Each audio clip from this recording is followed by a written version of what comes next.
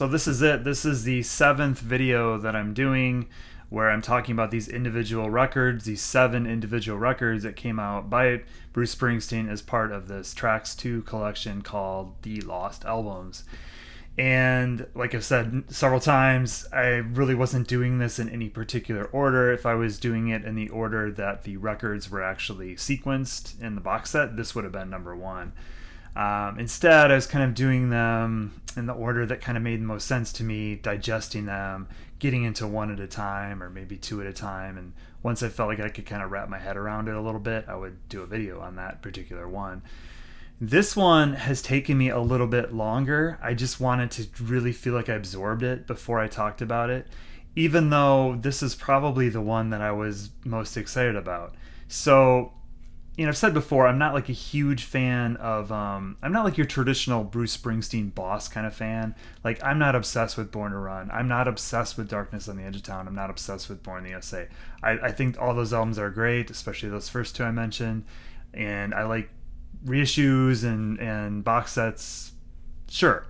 But I don't get nearly as excited. I won't get nearly as excited about some Born to Run outtakes that are found as I am something like a potential sequel to Nebraska. Now, I had no idea this record existed. I had no idea these sessions existed, and part of it is because I'm not a complete collector of bootlegs of Bruce Springsteen. I don't buy the Nug shows. I have a couple, I guess, but I'm not like a person that's constantly listening to bootlegs or live shows, except probably when it came to like the Nebraska stuff. I do get pretty into that. So when I heard that some of this material was already out there as the Lost Masters, I was very confused, because I remember downloading some Lost Masters type stuff, and I had to check. I had to go to my iTunes and look, and sure enough, I had Lost Masters, I think the first one, which covered Nebraska. So maybe I download the whole thing. Maybe I was just like, you know what, all I care is about Nebraska. Well, my mistake, because I had no idea, like I said, that he had a whole other album's worth of demos that were recorded shortly after he completed Nebraska and released Nebraska, that we now have as the LA Garage Sessions 1983. So for me, this is like akin to finding out that REM recorded another batch of demos that were very much in the Automatic for the People vein after Automatic for the People, and nobody knows about them, and here's 18 of them. Or here's 18 songs by Bob Dylan between Highway 61 and Blonde on Blonde that nobody knew about, all original songs. I mean, it's just like, what? How's that possible that I didn't know about this? So when I found out that this was coming out, that this was part of the collection, I did myself a favor in a way. I didn't go and listen to the bootleg. I listened to maybe one song. I think I listened to Unsatisfied Heart, because I heard a lot of talk about that. But I basically decided just to wait and listen to this, and I still haven't really listened to those bootleg versions. I figure at some point I will. But right now I'm here to talk about this. This is 1983 LA Garage Sessions. So why is this so important to me, or why is this one so interesting? Because I love Nebraska. It's my favorite Bruce Springsteen record. And because it's such an interesting thing to me, and I learned this too from reading Deliver Me From Nowhere, the book on Bruce Springsteen, that's actually by Warren Hayes, I think. I'm going to correct that name if I'm wrong, who is also going to be a documentary, or not a documentary, feature film coming out, I think, November or December this year. And this whole book and movie are about the period where Bruce Springsteen retreats by himself to this house, and he writes the album and writes and records the album Nebraska, and kind of the lead up to Born in the USA. What's fascinating to me is he had half of Born in the USA. I mean, the master takes, like the master take of the title song Born in the USA, and several other songs in his back pocket. Like, he was listening to those. Those existed in the same form that we would hear in 1984, while he's putting out Nebraska, and while he still goes back to this new setup he has, this new house he's renting in LA, to record a bunch of new songs that make up this album, these 83 Garage Sessions. So he's not sure he wants to be this big rock star. I think he knows he's got this major rock record coming out, It's in the making. He knows it's probably going to be pretty big. I mean, The River had his first top 10 hit. I mean, it's just kind of like his career was going that way. I'm sure he sensed that. At the same time, I think he was growing really uncomfortable, maybe even being in a band, like the E Street Band. I mean, Little Steven had quit like a couple times and come back, and then he quit again for Born in the USA. So this is like an album worth of songs where he's just retreating by himself to this new studio, and in his words, trying to write some other songs or come up with something that could have been maybe a sequel to Nebraska, and maybe something that he would release instead of Born in the USA. So it's fascinating to listen to. It does sound like demos, though. That's my only real complaint about this. I sometimes wish, much like if you listen to the Lost Masters, like, or the bootleg recordings of what became Nebraska, it only really starts to work when it's kind of shaped as an album and it's sequenced and the recordings are cleaned up as much as possible. I wish that had happened here. I would take, I think there's 18 songs in here, or 16, 18. I would sacrifice a couple of these songs just to have like a cohesive 10-song record like Nebraska. And I think it probably does exist in here. The other thing that I find really interesting about this is that all of the tracks, or the album essentially, is as it was back in like 1983. If you look at the credits, production credits on this album, and the same thing with Streets of Philadelphia sessions, you don't see Ron Anello's name on here because he was told not to mess with these records at all, and they were just kind of put out as is. This one, I just wish maybe they had gone back in and maybe brought things up in the mix, some things down. You know, I look at a track like Shut Out the Light, which I absolutely love. It's one of my favorite Springsteen fans. I look at a track like Shut Out the Light, which I absolutely love. It's one of my favorite Springsteen songs. It was off the first tracks. It was a B-side to one of the Born in the USA singles. I think it was a title song.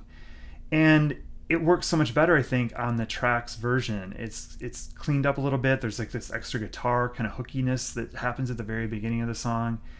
And even though we get an extra verse in the Shut Out the Lights version on here, I keep saying Shut Out the Lights. I think I'm confusing with Richard and Linda Thompson. Anyway, Shut Out the Light, I don't think it works quite as well as it did when it was cleaned up a little bit for tracks. And part of me just wishes they had done that with this and just finished it without messing around with it too much. But it is what it is. I think it's a really interesting collection of songs that kind of lets you know where Springsteen's head was at, and can kind of get you thinking about an alternative Born in the USA. I mean, he's talked about before how he had the title song Born in the USA and My Hometown, which is on here in a different version. And he said recently that kind of the middle got kind of mixed up. It wasn't the story he wanted to tell. It was just some of the better songs he had lying around, and obviously some of the poppier songs that would constitute the finished Born in the USA. So let's look at this. So this is him. I mean, in some ways it's kind of amazing. It's just him playing around with synthesizers, drum tracks, guitars. Some of these have like multiple vocals on them, background vocals. Really pretty cool what he can do when he's just by himself with recording equipment. And of course he's done this on numerous records, but it's probably most apparent on Nebraska, of course, and this record where there is nobody else, so it's very clear what he's doing versus, you know, some session player or E Street Band member that he brought in later. I mean, right away on Follow That Dream, you get like this vintage Bruce Springsteen voice. You can tell right away. You're like, oh, okay, yes, it does sound like Bruce Springsteen of The River or Nebraska. Great song. I mean, it's kind of a nod to Elvis Presley's Follow That Dream. I mean, really just the song title alone, but kind of pulls you in, kind of lets you know that you're listening to something a little bit different. I also feel like it's a slight nod to Roy Orbison in Dreams, wherever they may lead. Come on, follow that dream to find the love you need. Come on, follow that dream. Second song, Don't Look Back on Our Love. This is more, you know, he does this a lot with this album. It's kind of like you have these kind of serious songs, and then he'll get into just some kind of fun rockabilly. If there's one song in here I feel like it's kind of a throwaway, it would be, Don't Look Back on Our Love. But it's a fine song. It's fun. It works. You can just like, kind of see these again as sort of a 18 song demo of what he was working on. I don't think if I was to pick a record from here, I would from these songs that I would include this one. But he tries something like the next song, "Little Girl Like You," and it's super hooky and fun, and kind of fits more. It seems like it's more his style. You start living life like you just don't care. You've done everything. You've been everywhere. But what I done ain't nothing to what I want to do when I find a little girl like you. We'll get married and church down a winding path. Tell a lot of jokes, have a lot of laughs, do whatever it is we want to do as long as I do it with a girl like you. Johnny Bye Bye is interesting because it's like a nod to a Chuck Berry song called Bye Bye Johnny, where mother puts a kid on a bus. This time the mother's putting him on the bus to Memphis with a guitar in his hand. It's like a sad story of somebody, I guess, wanting to be a musician and meeting an early death. Sounds like it's probably drug related. It is a co-write with Chuck Berry, which I find interesting, even though, I think he just, as a sign of respect, because it does kind of borrow the beginning of that song, as well as the kind of a song title as well. But interesting song. I do think in a way it probably works a little bit better on the Trax version, but it's nice to have it here too on Trax 2. Sugarland's the next song. This is kind of a nod to a bar called Sugarland, which his character's hanging out in and watching his crops, basically his wheat go bad. He can't sell his crops. I think this is a real nod to the kind of situation that was going on in the 80s with farmers and surplus of crops and not having a market for it, and a lot of what I guess led to events like Farm Aid being created. But definitely a sad song. There's a lot of them on here of people's dreams being shattered or not coming true. Really having a hard time making ends meet. Seven Tears is like a rockabilly song. He's got wants a tattoo of tears, one for every year. I guess he's been with his wife because he only had 7 years, 7 good years, and that's it. So he's got 7 tears on his face. One of the more memorable songs. It's not. That's more of a rockabilly song on here. I think "Little Girl Like You" and "7 Tears" are probably the most memorable that are in that style. "Fugitive's Dream" is one of 3 songs on here that all kind of tell the same story, and it's a story we've heard from Bruce before. We heard it in similar story to "Something in the Well" off of the Streets of Philadelphia session, where there's this secret. There's something there, something that's going to expose him. This is something I know I've talked about in these videos before, including that song, but it's here. It's a common theme he returns to. It's here 3 different times. So "Fugitive's Dream," he's being paid a visit by somebody who knows something about his past and might expose it. And this guy is just like, again, it's like he's got these like fever dreams. He's in bed and he can't shake it, that everything could go away. And he's got these visions of being at the edge of town and quitting his job and walking away, and the town just being like blood red, lit up by the moon. And then the same thing with "Unsatisfied Heart," and then "Fugitive's Dream" ballad even gets a little darker, where the guy actually like pays the guy who's threatening him a visit in his house. But interesting songs, and I love like the ominous keyboards and guitar work on this song. It really, there's an early 80s thing going on here with synthesizers and drum machines, and sometimes it works and sometimes it doesn't. But I think on "Fugitive's Dream," the first version on here, I think it works really well. It's just setting this like ominous scene, and there's just so much tension in it. I sometimes wish that if this was sequenced as a proper album, that this would be like one of the maybe the opening song, just kind of really pull you into with the storytelling. But yeah, "Fugitive's Dream" definitely one of the highlights on here. "Black Mountain Ballad," kind of a lost love song. So many of these songs just kind of take place of, like I said, of kind of like Bruce Springsteen lying in bed, these dark thoughts. Well, this time, like, this woman's gone. She's not there anymore. This relationship is over.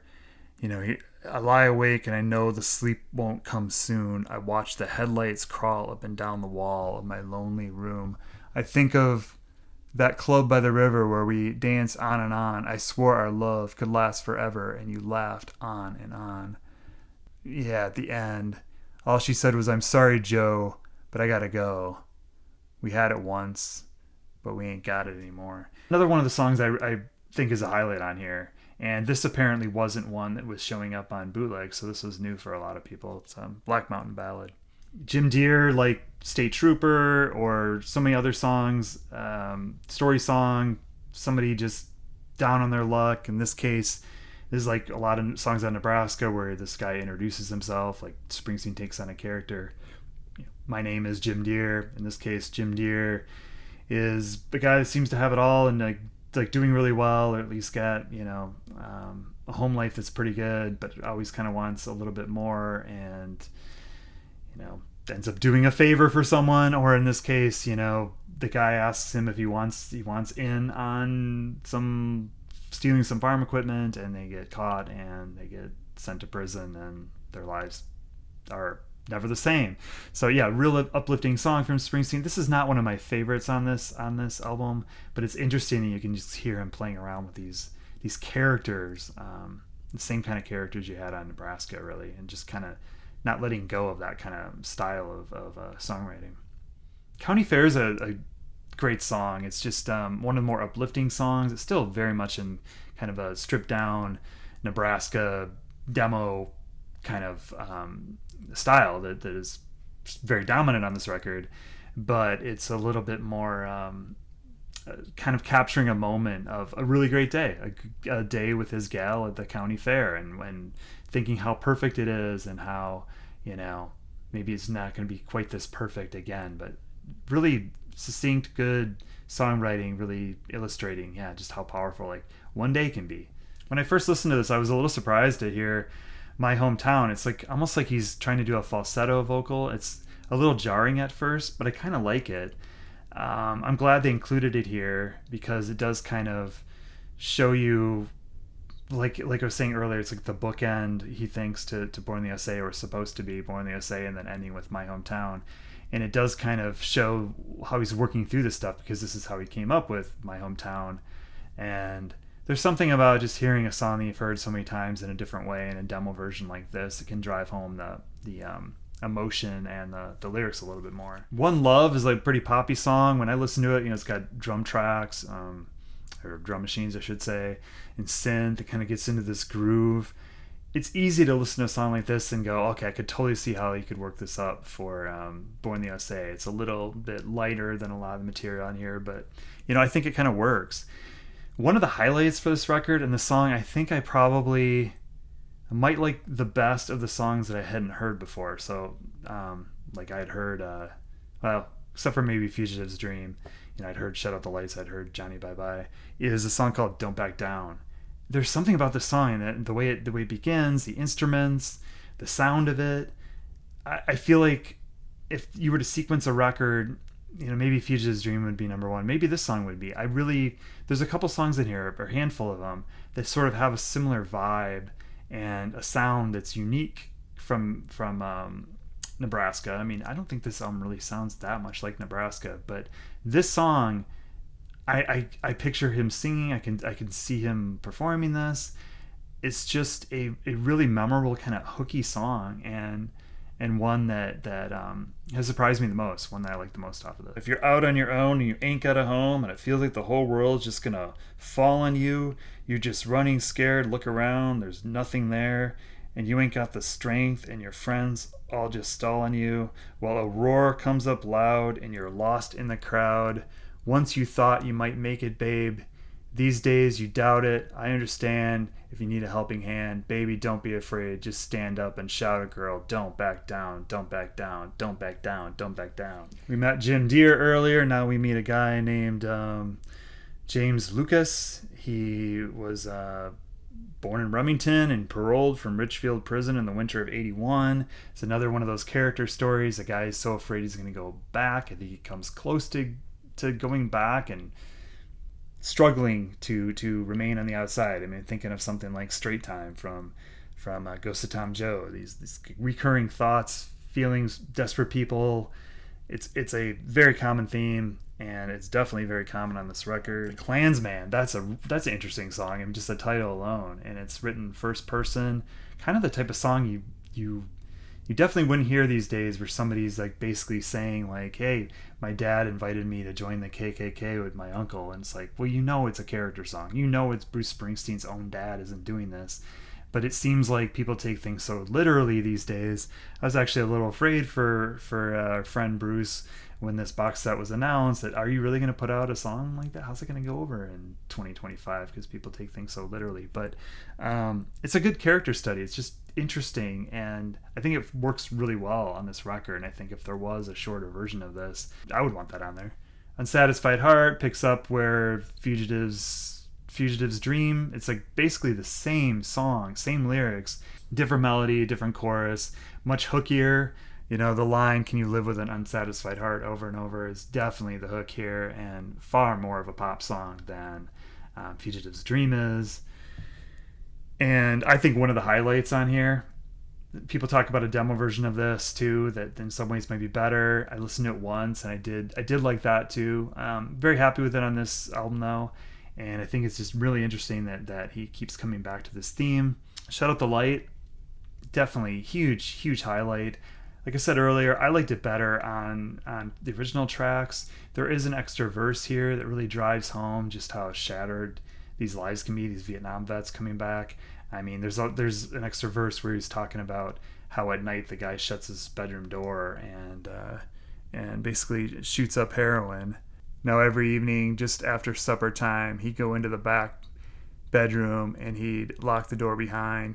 He'd lie awake to the morning light, stretched across the chair. Just him and a few bad habits he'd brought with him from back over there. Just an incredibly powerful story, a character study. Shut Out the Light. I always felt like I said, that was one of his better songs. And it's cool to hear it on here. I think I do, like I said, I do prefer the tracks version. And this whole collection ends with Fugitive's Dream, the ballad version. Begins again the same. Sir, I am a pilgrim and a stranger in this land. Once I had a home here. My salvation was at hand. I lived in a fine home. I was respected and satisfied. I had 2 beautiful children and a kind and loving wife. I mean, it's the same as Unsatisfied Heart. But this time the song gets a little bit darker because he says, one night I rose from a dreamless sleep. I went to his bed and I watched as he lay sleeping. I reached down and touched his cheek. I felt a chill running through my bones, and I fled into the street. I woke up in a motel room, a light rushing in, like someone had thrust open a door and I closed it tightly again. I tried to understand the life I've lived and these things that I've felt. While I walk these streets at night, a stranger to myself. Last night, the same dream keeps coming round. I'm standing high in the green hills, looking across the outskirts of town. The night air fills my lungs, the wind sweeps around me so strong. The stars rise in a black, endless sky, growing brighter and brighter, then gone. A little unclear was if he was going there to actually like kill the man and decided not to, or what, but it just has a slightly more darker vibe than the other 2 essentially versions of the song. And I think ends on an interesting note. I mean, I'm glad they have both of these versions of Fugitive's Dream. I'm glad Unsatisfied Heart is in here. It's a really interesting collection of songs. Really interesting to see where his mind was at the time. And yeah, he had Born in the USA in his back pocket. By the time he was doing this, he probably had a few more of those songs recorded. I have high hopes for this movie because if they do it right, they're really going to show this resistance to this fame, this resistance to being in a huge rock and roll band, the resistance to, I don't know, making 7 videos and having 7 top 10 hits or whatever Born in the USA ended up doing, and wanting to just craft good songs and tell a story and maybe avoid that. He's also going through a major depression at this time. Real interesting just to think of like the road less traveled. Had he veered this way, had he put out an album like Nebraska and maybe not done a Born in the USA, how would we be talking about him? I'm sure we'd still be talking about him. Would his career have been drastically different? Would that Born in the USA had come out eventually anyway? Probably. I don't know if having an album just like Nebraska, it's not just like Nebraska, the arrangements are much more fleshed out, but having two very stripped down, very serious albums coming out in a row, yeah, he probably made the right choice. But fascinating listen. Bruce Springsteen, LA Garage Sessions, 1983. Let me know what you think of these, and if you've heard all the bootlegs and you've lived with these for a long time, like I'm curious, like how these sound to you. Was this still a revelation? Were they different mixes? Were they largely the same? Yeah, what are your highlights? What are your favorite songs off of here? I'm gonna do one more video, and it's just gonna be a fun like wrap up video where I rank them and maybe have some fun like picking out different songs, or maybe doing an alternative to the Lost and Found compilation, like what songs I would choose. So look for that in a few days. Enjoy these albums. Enjoy Springsteen's LA Garage Sessions 1983.